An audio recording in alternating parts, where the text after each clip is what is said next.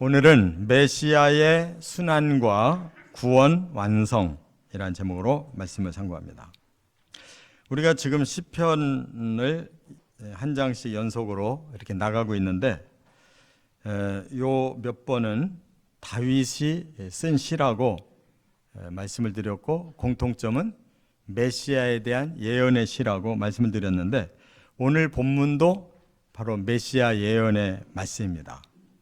근데 오늘 말씀의 특징은, 앞에서는 하나님께서 인류를 구원하기 위해 메시아를 통해서 이런 구원의 계획을 세우신다라는 말씀이 주된 내용이라고 하면, 오늘은 그 가운데서도 메시아의 구원의 가장 큰 특징 세 가지를 말씀하고 있는데, 그 첫 번째 메시아의 구원이 바로 순환, 십자가 순환을 통해서 구원을 하신다는 거고, 또 하나는 바로 우리들의 영혼을 다시 살려서 하나님의 백성으로 우리를 훈련을 시키시는 영적 부활, 다시 말하면 영혼, 우리 마음의 부활을 주시겠다는 말씀이고, 세 번째 특징은 예수님이 천국을 준비해 놓으시면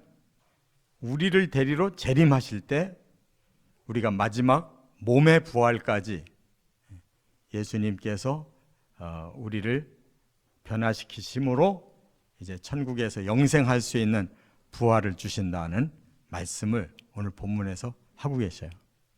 근데 우리가 이전에 부활에 대한 말씀을 하나님께서 주실 때는 주로 육신의 부활에 대한 많은 말씀을 주셨기 때문에 오늘 말씀은 조금 다릅니다. 근데 이것이 더 정확하고 더 세밀하게 우리에게 주시는 부활의 원리라는 사실을 좀 꼭 깨달으시기 바랍니다. 그리고 제가 이렇게 시편을 연속해서 순서대로 말씀을 나누는데, 오늘이 부활주일이잖아요. 그런데 어쩌면 이렇게 이 말씀이 부활에 대한 가장 깊은 그런 말씀을 계시로 주셨는지 아주 제가 놀랐어요. 사실은 전혀 부활주의라고 맞지 않는 내용이라고 그러면 제가 오늘은 시편 말씀을 좀 다음에 하고 다른 부활에 대한 말씀을 할까 이렇게 생각했는데, 오히려 오늘 본문처럼 부활에 대해서 깊이 있게 우리에게 깨닫게 하는 말씀을 제가 다른 곳에서 본 적이 없어요. 그래서 영혼의 부활과 몸의 부활까지 하나님이 계획하신 그 말씀을 더구나 순서에 따라서 이렇게 증거하게 된 것이 제 마음에 굉장한 기쁨과 감격이 있습니다. 이제 다윗은 예수님보다 1000년 전 사람인데, 1000년 전에 예수님이 그 마태복음 27장에 보면 오전 9시에 십자가에 달리셔서 오후 3시까지 고난을 다 겪으시고 돌아가셔서 그날 저녁이 되기 전에 무덤에 묻히셨다는 이러한 마태복음 27장과 오늘 이 순환 예언이 아주 일치해요. 어쩌면 그 장소에 가서 본 사람이 하나하나 기록을 해놓은 것처럼. 그런데 이 말씀은 오히려 1000년 전에 그 하나님께서 다윗에게 말씀을 주셨기 때문에 본 것이 아니라 하나님이 계시해 주신 것을 적었는데, 그것이 1000년 이후에 예수님의 십자가상에서 그대로 요 표현대로 그 고난을 당하셨다는 것은 이건 하나님 밖에는 하실 수 없는 일인 줄 믿습니다. 뿐만 아니라 우리가 구약 성경에서 메시아의 순환 예언 그러면 가장 대표적인 본문이 이사야서 53장이거든요. 바로 메시아는 양이 되어서 순환을 받고 대신 끌려 가서 죽음으로 바로 우리가 나음을 입고 평화를 입고 구원을 얻을 것이다라고 하는 그 말씀이 예수님 오시기 750년 250년 전에 그 다윗보다 250년 후에 이제 BC 700년대에 이사야가 예언했는데 그 말씀도 예수님이 750년 후에 그대로 이루셔서 세례 요한이 바로 그걸 똑같이 증거하고 있지 않습니까? 보라, 우리를 대신해서 끌려가서 순환당할 메시아시다 라고, 어린 양 메시아라고 세례 요한이 증거하고 있지 않습니까? 이처럼 성경은 너무나 사실적인 그러한 예언의 말씀이 우리에게 미리 계시하시고 또 후에 예수님을 통해 그대로 사역을 이루셨기에 오늘 우리들에게는 구원이 이루어진 줄 믿습니다. 세 가지의 과정을 말씀드립니다. 첫째, 1절부터 21절에는 메시아는 대속의 순환을 당하신다라는 말씀입니다. 대속이라는 것은 대신 죄의 값을 치름으로 우리를 죄에서 건져내셨다, 속하셨다, 그런 뜻이에요. 자, 1절을 같이 읽겠습니다. 내 하나님이여, 내 하나님이여, 어찌 나를 버리셨나이까? 어찌 나를 멀리하여 돕지 아니하시오며 내 신음소리를 듣지 아니하시나이까? 이것이 바로 메시아가 순환을 당하실 때 이렇게 말씀할 것이라고 지금 하나님께서 다윗에게 일러주신 거예요. 그런데 과연 예수님이 이 말씀 하셨느냐? 하셨습니다. 마태복음 27장 46절에 보면 예수님이 십자가에 달리신 상태로 일곱 마디의 말씀을 하셨는데 그 중에 하나가 바로 이 말씀이에요. 예수님은 뭐라고 하셨냐면 그 시대의 언어 아람어로 엘리 엘리 라마 사박다니 이렇게 말씀하셨어요. 그러면 이 엘리 엘리라는 말이 뭐냐? 나의 하나님, 나의 하나님, 그런 뜻이에요. 라마 사박다니, 어찌하여 나를 버리셨습니까? 이런 뜻이란 말이에요. 이 놀랍게 1000년 전에 하나님이 다윗에게 계시하신 그 말씀 그대로 예수님이 그렇게 십자가상에서 말씀했다는 것은 놀라운 일이 아닐 수가 없습니다. 그런데 우리가 의문이 생겨요. 예수님이 십자가에 달려 죽으시면서 하나님 하나님 왜 나를 버리십니까? 할 때는 원망하는 의미처럼 들리잖아요. 그게 아니에요. 사실 우리가 죄를 져서 마땅히 죽어야 되는데 사람들은 자기의 죽음을 합당하게 여기질 않아요. 왜 하나님 나를 버리십니까? 라고 원망하고 불평합니다. 우리 사람들의 죄값을 예수님이 대신 당하실 때 사람들의 표현을 그렇게 말씀하심으로 그 죄값으로 예수님은 버림을 정말로 당하시는 것이다, 그런 뜻인 줄로 깨달으시 바랍니다. 그래서 우리가 할 말, 우리가 당할 그 십자가의 죽음을 예수님이 그대로 대신 그렇게 행하셨기 때문에 우리의 죄값을 예수님이 지셔서 하나님이 우리 죄를 용서하실 수가 있게 됐다, 그런 뜻이에요. 그 다음에 이 말씀이 이제 더 깊이 들어가는데 6절에 보면 나는 벌레요 사람이 아니라 사람의 비방거리요 백성의 조롱거리니이다. 나를 보는 자는 다 나를 비웃으며 입술을 삐죽거리고 머리를 흔들며 말하되 그가 여호와께 의탁하니 구원하실 걸 그를 기뻐하시니 건지실 걸 하나이다. 그랬어요. 메시아는 사람이 아니라 벌레처럼 모욕을 당하고 비방을 당하고 조롱을 당하면서 사람들에게 그렇게 버림을 받는다라고 예언했는데 실제로 예수님의 십자가상에서 그런 일이 일어났습니다. 마태복음 27장 40절부터 내려가서 보면 예수님이 이렇게 버림을 당할 때 사람들이 뭐라고 그랬어요? 예수님 보고 네가 메시아라면 거기서 스스로 내려와라, 살아서 내려와라, 그러면 우리가 믿어줄게, 이렇게 말을 할 정도였어요. 그런데 그 중에서도 대표적으로 예수님 조롱한 자들이 누구냐면 예수님의 그 백성들, 선민 백성들 중에서도 가장 지도자들, 대제사장, 또 서기관들, 그리고 사두개인들, 바리새인들, 그리고 대표 장로들이 다 그곳에 모여서 예수님을 십자가에 못 박아놓고 이렇게 예수님 모욕했어요. 그러니까 백성들, 군중들도 따라서 그렇게 모욕했습니다. 이렇게 사람들도 예수님을 버리셨다는 거예요. 이렇게 철저히 예수님이 죄값을 대신 지고 십자가라고 하는 그 당시 세계에서 가장 흉악한 자들에게 처형을 내리는 십자가형에다가 예수님을 그렇게 죽였다 그 말이에요. 그 다음에 여기 15절부터는 이렇게 말씀을 했어요. 내 힘이 말라 질그릇 조각 같고 내 혀가 입 천장에 붙었나이다.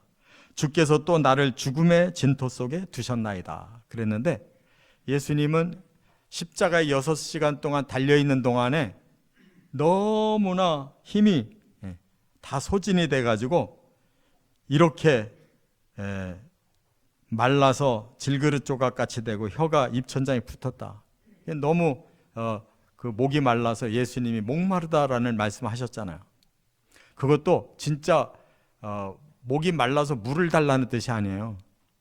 이렇게 처참한 죄값의 죽음이 이렇게 힘든 일이라는 것을 미리 예언하신 말씀대로 응하신 말씀인 걸 깨달아야 될 줄 믿습니다. 그리고 18절에 보면 16절에 보면 이렇게 말씀했어요. 악한 무리가 나를 둘러 내 수족을 찔렀나이다.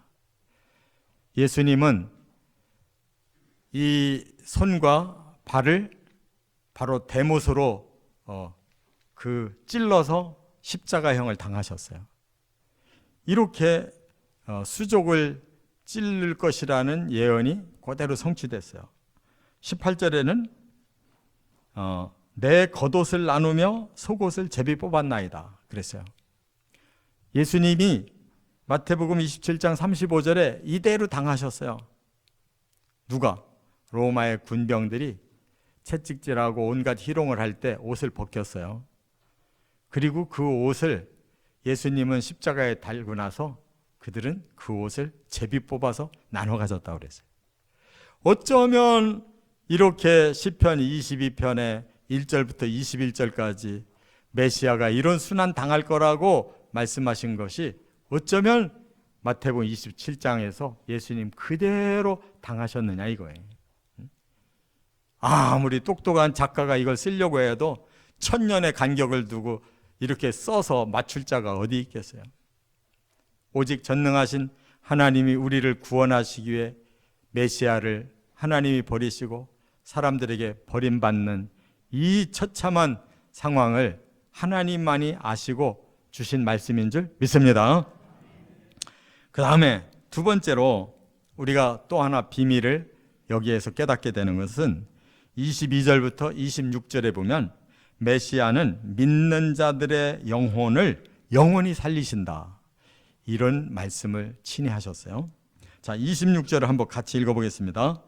겸손한 자는 먹고 배부를 것이며 여호와를 찾는 자는 그를 찬송할 것이라. 너희 마음은 영원히 살지어다. 이게 무슨 뜻이냐면요, 예수님이 대신 희생을 해주셔서 우리 죄값이 다 이제 하나님께로부터 없는 것으로 용서를 받았어요. 그러면 우리는 이제 구원이 이르게 됐어요. 그 구원을 받은 표현을 뭐라고 했느냐면 겸손한 자는 먹고 배부를 것이며, 우리가 하나님 앞에 이 죄가 씻어진 것을 너무너무 감사하고 그리고 겸손하게 하나님 앞에 믿음으로 나오면 하나님은 우리를 배부르게, 다시 말해서 구원받은 자의 모든 복을 우리에게 주신다는 말씀인 줄 깨달으시 바랍니다. 그리고 우리는 여기 보니까 여호와를 찾는다 그랬어요. 왜? 그를 찬송하기 위하여. 이렇게 거저 하나님께서 우리에게 은혜를 주시고 또 하나님께서 공의를 베푸셔서 예수님을 대신 죄값을 치르게 하심으로 우리가 하나님 앞에 나와서 하나님 우리를 구원해 주셨으니 감사합니다라고 찬송하는 성도가 된 줄 믿습니다. 이런 자들에게는 어떤 부활을 주느냐면 영혼의 부활을 준다고 말씀한 거예요. 여기 너희 마음이라는 이 원어가 레바브라 그래요. 이건 무슨 뜻이냐면 영과 혼을 가진 자라는 뜻이에요. 우리는 영혼을 다 모든 사람들이 가지고 있는데 사실 믿지 않는 사람들은 영이 죽어 있어요. 영이 더 이상 작동을 안 해서 영이 죽어 있기 때문에 하나님도 몰라요. 이 세계를 하나님이 지으신 것도 몰라요. 이 세상에 우리가 온 것도 그냥 우연히 왔다고 생각하고 죽는 것도 그냥 우연히 죽고 끝난다고 생각하지 하나님이 이 땅에 우리를 보내셨다가 다시 데리고 가시려고 하는 그 목적을 모른단 말이에요. 그런데 이제는 메시아의 십자가를 통해 구원받은 사람은 영이 열린다는 거예요. 그래서 그 영이 어떻게 사느냐? 영원히 살지어다 그랬어요.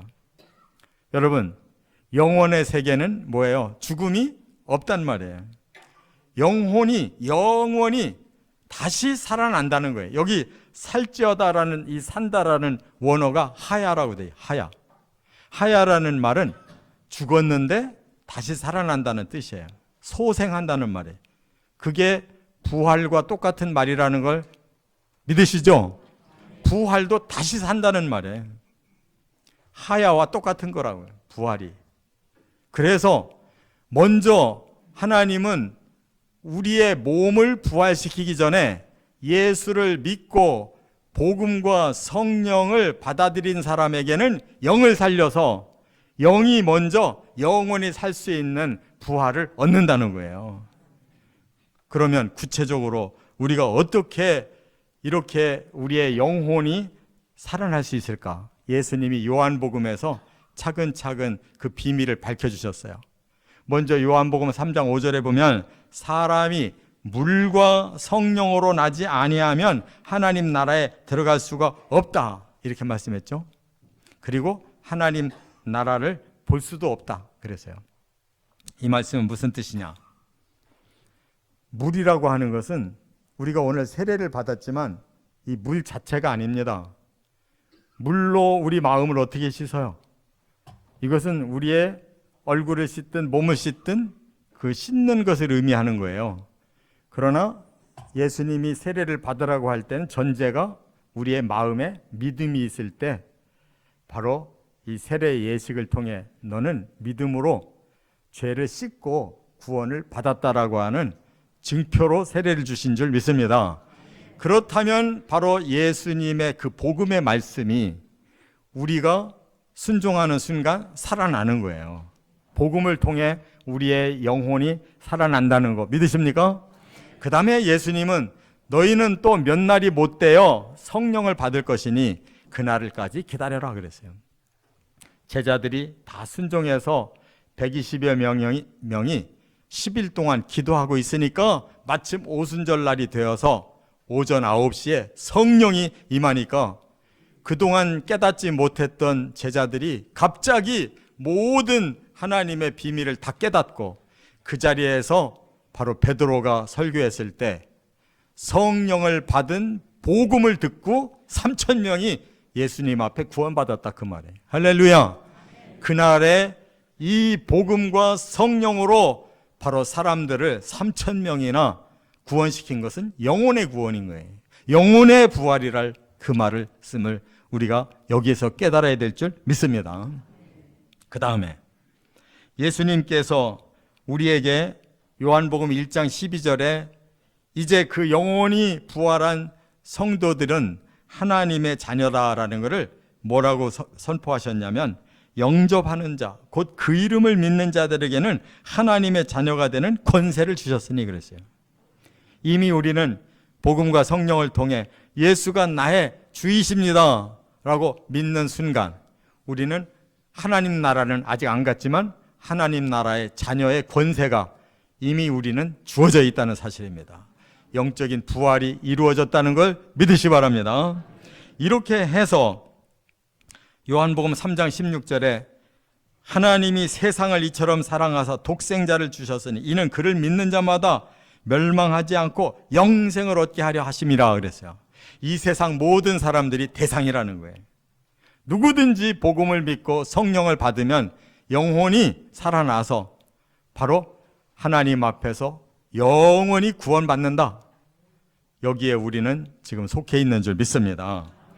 또 예수님은 우리를 이제 거듭나서 하나님 백성이 될 뿐만 아니라 거듭나기만 하면 안 되잖아요. 점점 영적인 부활체로 성장해 나가야 되잖아요. 그러기 위해서 요한복음 8장 32절에 진리를 알지니 진리가 너희를 자유롭게 하리라 그랬어요. 그래서 예수님의 복음의 진리라는 것은 그냥 간단하게 믿기만 하면 끝나는 게 아니라 그 믿음으로부터 출발해서 그 진리를 깊이 내 것으로 깨달아야 된다는 거예요. 그래서 요한복음 14장 6절에 내가 곧 길이요 진리요 생명이니 나로 말미암지 않고는 아버지께로 올 자가 없느니라 말씀하신 거예요. 우리는 계속 신앙생활을 하는 가운데 예수님을 쫓아가면 예수님이 우리에게 진리가 되어주시고 예수님이 우리에게 생명을 주신다는 거 믿으시 바랍니다. 이와 같이 우리는 이 땅에 신앙생활 하는 이 자체가 영혼이 부활한 상태로 점점 영적으로 성숙한 하나님의 자녀가 되어가는 과정이라는 거 오늘 확실히 깨달으시기 바랍니다. 끝으로 세 번째 27절부터 31절에 이제 세 번째 비밀을 말씀했는데 메시아는 구원이 완성될 나라를 세우신다 이렇게 말씀했어요. 한번 27절 28절 같이 읽겠습니다. 땅의 모든 끝이 여호와를 기억하고 돌아오며 모든 나라의 모든 족속이 주의 앞에 예배하리니 나라는 여호와의 것이요 여호와는 모든 나라의 주제심이로다. 이게 마지막 비밀인데 땅의 모든 끝이 있다는 거예요. 지금 이 우리가 살고 있는 인류가 머무는 이 땅은 끝이 온다는 거예요.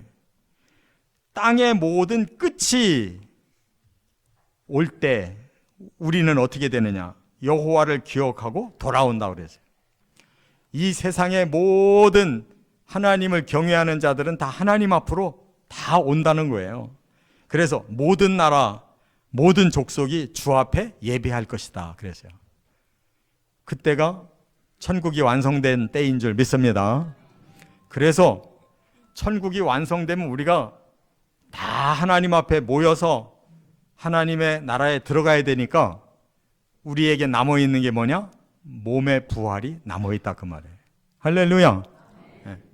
그래서 예수님이 첫 열매가 되시는 부활을 하셨다는 것은 예수님처럼 우리가 다시 오시는 날 천국 준비해 놓고 우리를 부르러 오시는 날 예수님처럼 우리의 몸도 부활한다는 거예요.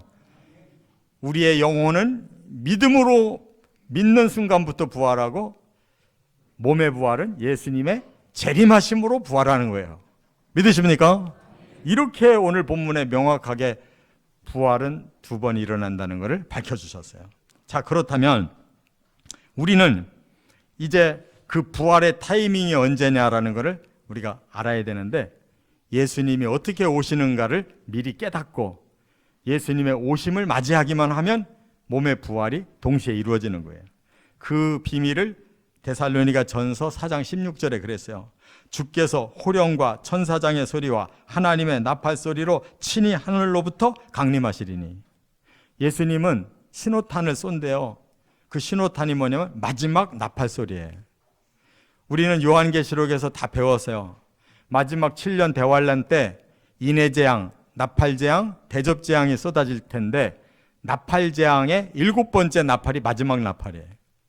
그 타이밍이 예수님이 오셔서 우리를 다 부활시켜 들림받는 타이밍이라는 거 깨달으시 바랍니다. 그래서 이렇게 하나님 앞에 모인 자들이 29절에 세상의 모든 풍성한 자가 먹고 경배할 것이요.